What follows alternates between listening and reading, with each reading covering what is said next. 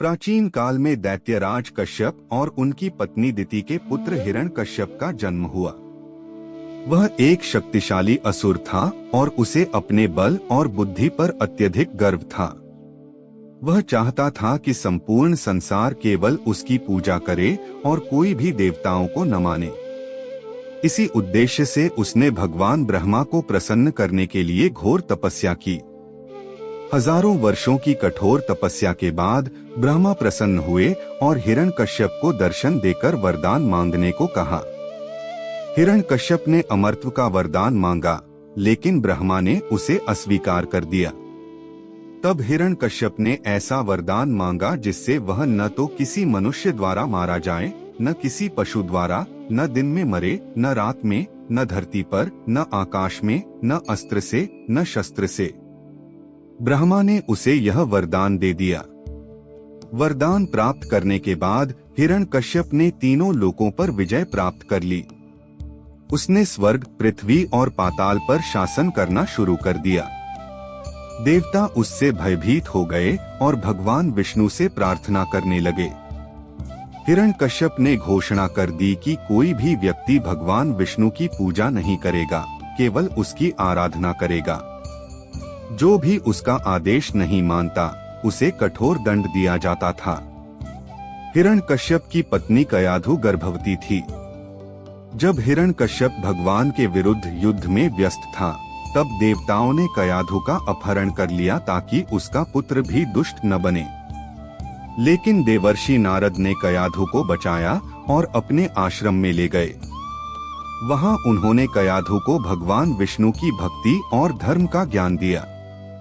कयाधु के गर्भ में पल रहे प्रहलाद ने भी नारद जी की शिक्षाओं को आत्मसात किया और जन्म से ही विष्णु भक्त बन गया।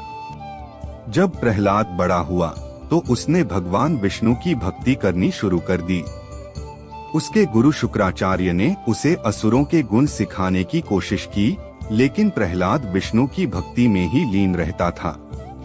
एक दिन हिरण्यकश्यप ने अपने पुत्र से पूछा, सबसे बड़ा कौन है?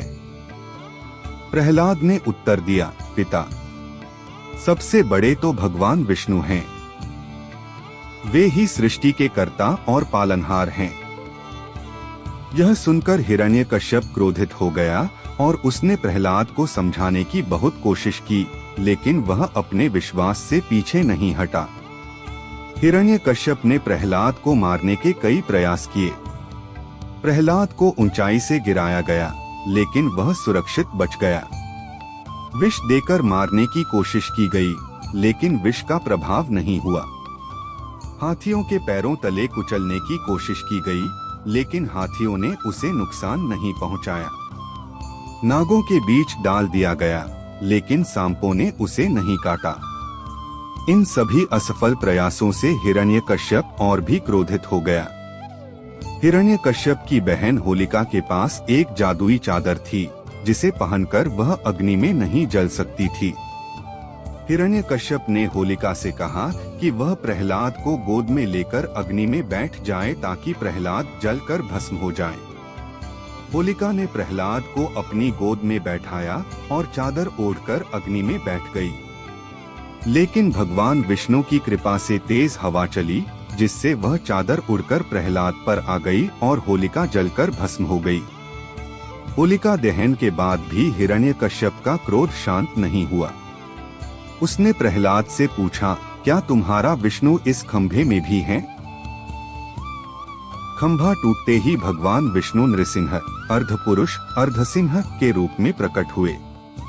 उन्होंने हिरण्यकश्यप को संध्या समय न दिन न रात एक द्वार की देहली पर, न धरती न आकाश, अपने नाखूनों से न अस्त्र न शस्त्र मारकर वरदान को निष्फल कर दिया।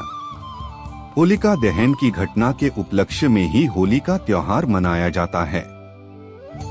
यह पर्व बुराई पर अच्छाई की जीत का प्रतीक है। अगले दिन रंगों से होली खेली जाती है, जो प्रेम और भाईचारे का प्रतीक है। होली का त्योहार केवल रंगों का नहीं, बल्कि आध्यात्मिक शिक्षा का भी प्रतीक है। यह हमें सिखाता है कि अहंकार और अधर्म की सदा पराजय होती है, जबकि सत्य, प्रेम और भक्ति की सदा विजय होती है।